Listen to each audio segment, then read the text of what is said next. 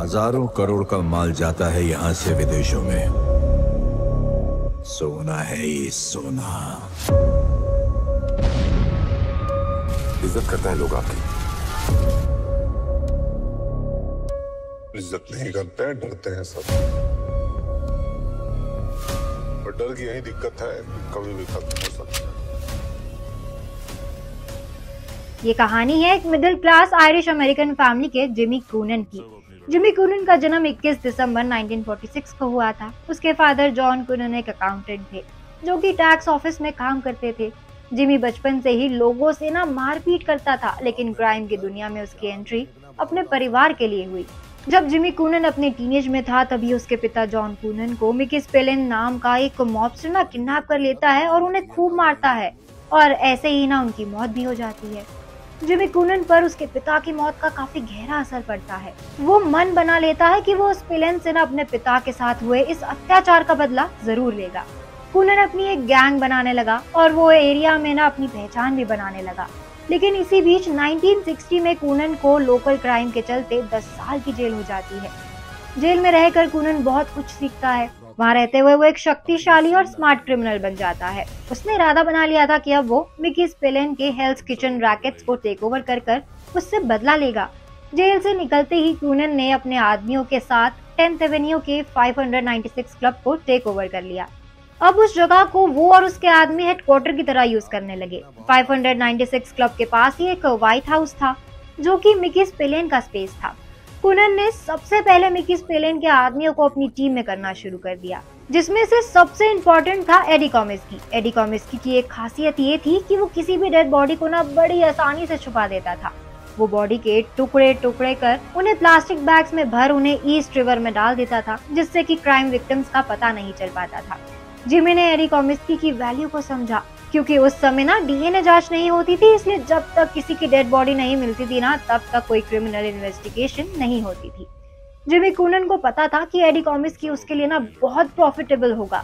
वो एडी कॉमिस्की को अपने साथ जोड़ लेता है, जिसकी शुरुआत वो हेल्स किचन के एक गैंगस्टर पैटी डुगन की हत्या कर करता है, और यही से दोनों में दोस्ती भी हो जाती है। और देखते ही देखते ये वायलेंस बढ़ता गया। लेकिन 1977 में एडी कॉमिस्की की हत्या कर दी जाती है। उसकी हत्या के बाद जिमी कूनन अब एक ऐसे इंसान की तलाश कर रहा था जो कॉमिस्की की तरह ही उसका हमेशा साथ दे। इसके लिए वो मिकी फेदरस्टोन को चुनता है, जो कि एक क्रेजी हेड इंसान होता है। वो पुलिस, गैंगस्टर, किसी से नहीं डरता और हमेशा रिस्क लेने को रेडी रहता है। जिमी कूनन फेदरस्टोन के पास जाता है और उसे कहता है कि अगर तुम अपनी लाइफ को रिस्क में डाल ही रहे हो तो इसको अपने एडवांटेज के लिए यूज करो, जिससे कि तुम्हारा बेनिफिट भी हो सके।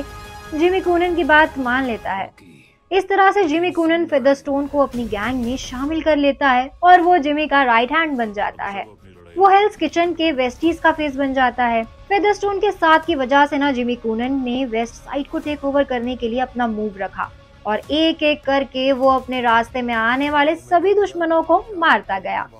इसी तरह 1 साल के अंदर ही उसने अपने सबसे मेन राइवल मिकी स्पेलिन की भी हत्या कर दी। अब जिमी कूनन हेल्स किचन में आयरिश मॉब का बॉस बन गया था, लेकिन इससे उसका मन नहीं भरा। उसे अब कुछ और भी करना था, जिसके लिए उसने ब्रुकलिन के माफिया ग्रुप के साथ अपने संबंध बनाने शुरू किए। कूनन ने गैम्बिनो फैमिली के साथ अलायंस बनाया और सभी इटालियंस के साथ सोशलाइज होना शुरू कर दिया। इसी तरह से एक आदमी रूबी स्टेन की नजर कूनन पर पड़ती है। रूबी स्टेन को loan shark to the start की तरह जाना जाता था। उसने जिमी कूनन को अपने सबसे करीबी लोगों में शामिल कर लिया। कूनन के लिए न्यूयॉर्क सिटी के क्रिमिनल अंडरवर्ल्ड में अपनी एक पहचान बनाने के लिए ये एक अच्छा मौका था। दोनों ने कुछ साल मिलकर काम किया, लेकिन अब जिमी कूनन और उसके आदमियों ने रूबी स्टेन से काफी अच्छा खासा कर्जा ले लिया था, जिससे बचने के लिए अब जिमी कूनन ने रूबी स्टेन को मारने का प्लान बनाया। 1977 में वो रूबी स्टेन को अपने 596 क्लब में ले जाता है और वहीं पर अपने आदमियों के साथ मिलकर उसकी हत्या कर देता है। इसी हत्या में उसके साथ ब्रुकलिन के गैम्बिनो फैमिली के कुछ माफिया भी मौजूद थे। जैसा कि उसने एडी कॉमिस्की से सीखा था, वो उसी तरह से रूबी स्टेन की बॉडी को पार्ट्स में काटकर प्लास्टिक बैग्स में डालकर उन्हें नदी में फेंक देता है। लेकिन रूबी स्टेन के मर्डर में वो एक गलती कर देते हैं। जब उसकी बॉडी को काटकर नदी में फेंकते हैं तो रूबी के नीचे का शरीर क्वींस ऑफ रॉकवेल के बीच के तट पर आ जाता है। पुलिस उस टॉर्सो को देखकर ना ये पता लगाने में लग जाती है कि आखिर ये शरीर किसका है। कुछ समय बाद उन्हें अपेंडिसिटिस ऑपरेशन की वजह से ये पता चलता है कि ये जो बॉडी है ना वो रूबी की डेड बॉडी है। लेकिन पुलिस इस मर्डर को ना वेस्टीज के साथ ऑफिशियली लिंक नहीं कर पा रही थी। पुलिस अकेले नहीं थे जो इस हत्या के पीछे का राज जानना चाहते थे। उस समय का mafia boss Paul Castellano Jimmy Coonan के साथ बैठ के ना बात करना चाहता था। लेकिन जिमी कूनन को ना ये समझ नहीं आ रहा था कि इस बातचीत से एक नया रिश्ता बनेगा या फिर उसके मर्डर की कोई साजिश है ये। तो उसने प्लान बनाया कि जब वो पॉल कैस्टेलानो से मिलने जाएगा ना तो वेस्टीज के कुछ आदमियों को साथ भी लेकर जाएगा जो बाहर खड़े रहेंगे, और अगर उसे अपनी जान पे कुछ खतरा महसूस हुआ तो वो उन्हें कॉल कर वेस्टीज को अंदर बुला लेगा और वो अंदर आकर सब पर गोली चलाने लगेंगे। लेकिन मीटिंग के दौरान माफिया और वेस्टीज में ना एक अच्छा समझौता हुआ। इसी बीच जिमी कूनन फेदरस्टोन के साथ मिलकर वाइटी नाम के एक माफिया को ना एक क्लब के रेस्टरूम में मार देता है और उसके पैसे निकाल लेता है ताकि ये एक चोरी लगे। वो उसकी बॉडी को वहीं पर छोड़ देता है, जिससे कि उसने अपने खिलाफ इन्वेस्टिगेशन के बहुत सारे एविडेंस छोड़ दिए थे। पुलिस इस मर्डर की जांच करती है और जिमी कूनन और फेदरस्टोन को 5 साल की जेल हो जाती है। ये लोग जेल में थे ना तब भी बाहर चीजें नॉर्मल चल रही थी, क्योंकि अब जिमी कूनन की जगह उसकी वाइफ एडना काम संभाल रही थी और उसके साथ ही फेदरस्टोन की वाइफ भी काम देख रही थी। लेकिन दोनों के थॉट्स जो है ना वो मैच ना होने की वजह से दोनों में हर समय आर्ग्यूमेंट्स होने लगे थे। जब ये बात फेदरस्टोन को पता चली तो उसने ये डिसाइड किया कि जेल से बाहर निकलते ही वो एक अलग गैंग बना लेगा और अब जिमी कूनन के लिए काम नहीं करेगा।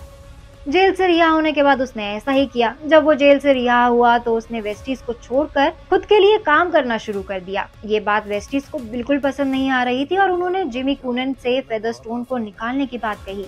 लेकिन जिमी कूनन जानता था कि अगर उसने ऐसे ही फेदरस्टोन को निकाल दिया तो बहुत बड़ी वॉर हो जाएगी, इसीलिए उसने उसे क्रिमिनल केस में फंसा दिया और उसे फिर से जेल हो गई।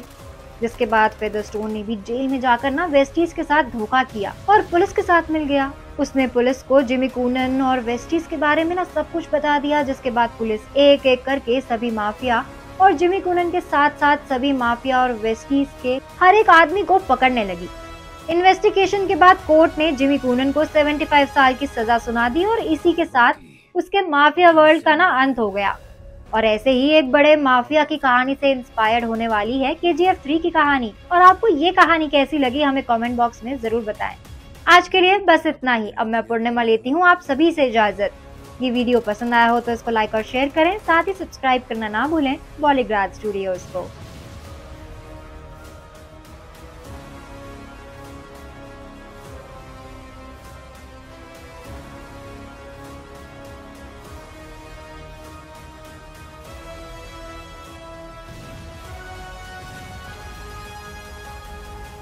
रॉकी अभी जिंदा है।